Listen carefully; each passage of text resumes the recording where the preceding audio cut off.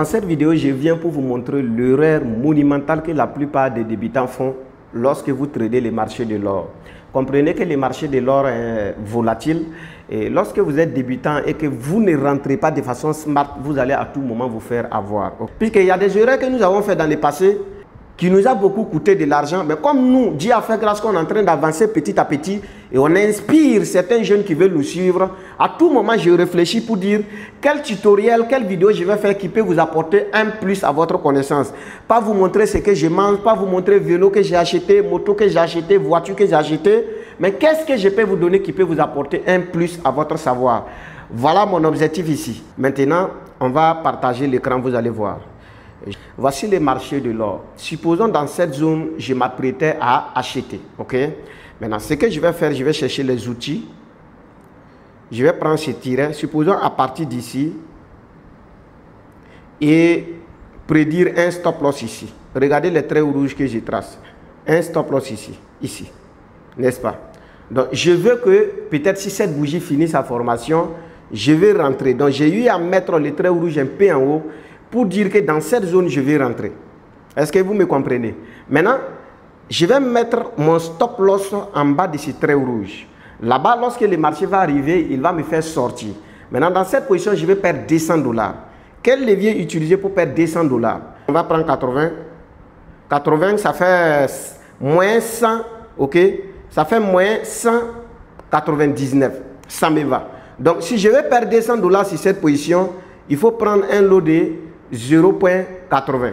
Ok? Ok. Donc, je vais rentrer ici. Regardez ce que je vais faire. Donc, ce que je vais faire, c'est quoi? C'est que je vais laisser d'abord les marchés finir. Au lieu de prendre les 0,99, rentrer ici du coup, lorsque cette bougie va finir dans cette zone, je ne vais pas le faire. Qu'est-ce que je vais faire? Je vais commencer à départager ces 0,99 à 0,10. Donc, je vais faire, on peut dire 8 fois.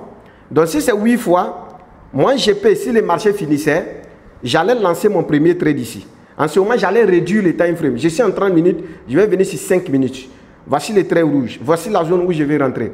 Donc, je mets ici le premier trade. OK? Supposons que le marché finissait là-bas. J'allais buy là-bas immédiatement. Je sais au préalable combien je vais perdre. Et je prends établir. Supposons que j'étais rentré comme ça. OK? Deuxièmement, ici. OK? Ici, je vais commencer à les éparpiller. Quand j'ajoute encore 10, ici, prenons un exemple, puisque si je fais ici, le marché va exécuter, donc je ne vais pas le faire. Donc, je mets ici et je paramètre. Donc, maintenant, on a combien? On est à 20. OK? Maintenant, je viens ici encore. Je mets dans cette zone que je vais commencer, parce que vous allez comprendre pourquoi je suis en train de vous dire. Ici, j'établis encore. Ça fait combien? On est à 30. Il nous reste 40 encore à utiliser. Ici, on est ici encore. On paramètre. Ici. On est à 44. Il nous reste 4 encore pour utiliser. Donc moi, je peux laisser les 4. Je suis rentré avec 0,40 d'abord. Mais au fur et à mesure que les marchés corrigent, moi, je vais renforcer. Donc quand vous nous voyez, on rentre à plusieurs reprises dans un marché. Ce n'est pas parce qu'on rentre au hasard où on vient, on prend un levier et puis on est là, on clique buy, buy, buy, buy. Ce n'est pas ça. L'objectif ici, c'est quoi? Vous savez, lorsque je rentre ici avec 0,10, si le marché corrige, vient ici, peut-être c'est 0,10 en train de me faire moins 7 ou moins 10 ou moins 15. Lui qui est ici va déclencher en ce moment. En ce moment, lui, il va commencer à compter les pertes. Lui, il va déclencher en ce moment. En ce moment, lui, il va commencer à perdre.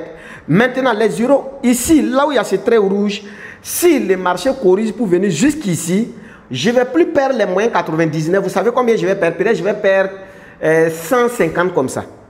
Mais si le marché vient exécuter tout ça et qu'il va dans ma direction, ce que je vais gagner, supposons que c'était 300 $, je vais me retrouver à 350 $, à 360 $.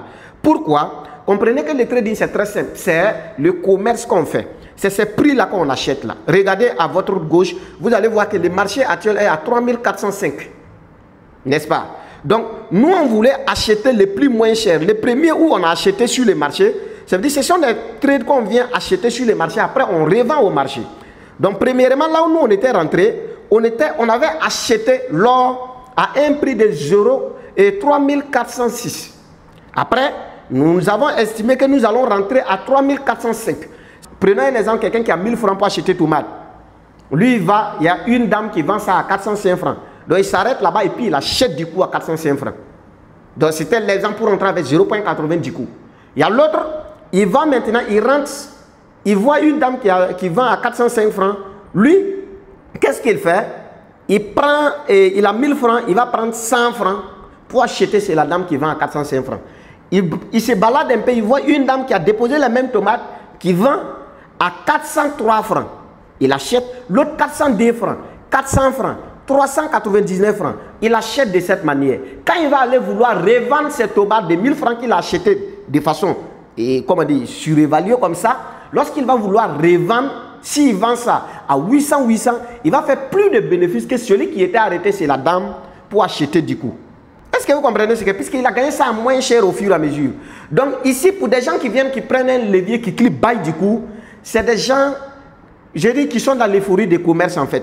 Quand vous cliquez buy du coup, c'est la correction là qui vient liquider la plupart des traders avant de partir dans votre direction. L'or est tellement volatile. Quelle qu'en soit la bougie, par exemple cette bougie que je vous ai dit, si cette bougie finit, on aura au moins une mèche. Quand cette bougie est finie, même si les marchés allaient baisser, il y a une mèche qui a le contre d'abord avant de venir.